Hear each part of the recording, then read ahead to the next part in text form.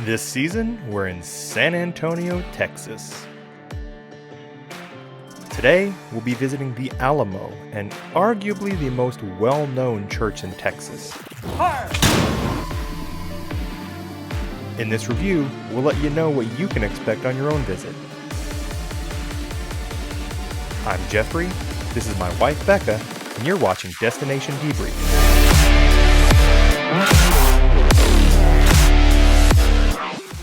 There are two main buildings to see that are original to the Alamo. One of these buildings is the Long Barrack.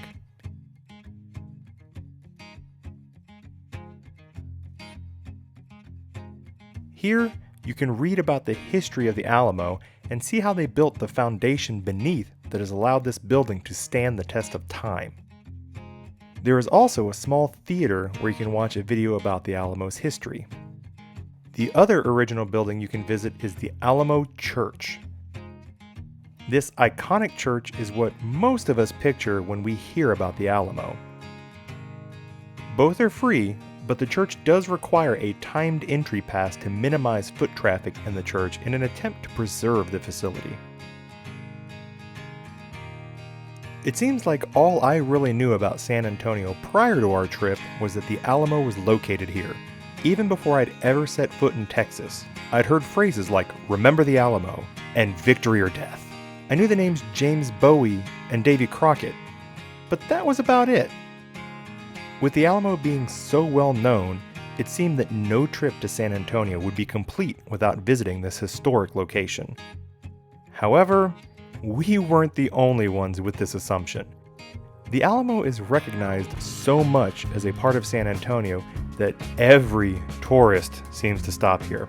The grounds provided a nice stroll and had a number of other visitors nearby, but every building was so packed with people that it became an uncomfortable experience. It's difficult to enjoy learning anything about the history at the Alamo when you're being jostled around by so many people bumping into you. The Alamo does offer an after-hours private tour for $65 a person, which is a lot more expensive than the normal free admission, but a private tour might be exactly what you need to truly make the Alamo a quality experience. Despite the crowds, the live musket firing was well worth the visit. Check out some of it yourself.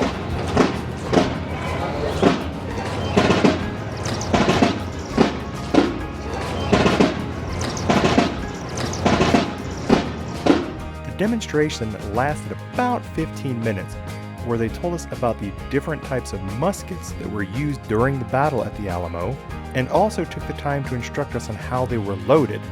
And then, of course, fire! Fire! If we're being honest, this demonstration was the most enjoyable part of our visit to the Alamo. So if you find yourself in San Antonio for an extended period of time, definitely stop by if for no other reason than to say you've been there. However, if your visit to the city will be short, it might not be the best use of your time. You'll have to make a judgment call on that for yourself. So that's it for this stop on our trip. We'll see you next week. But before you go, check out what's still to come this season.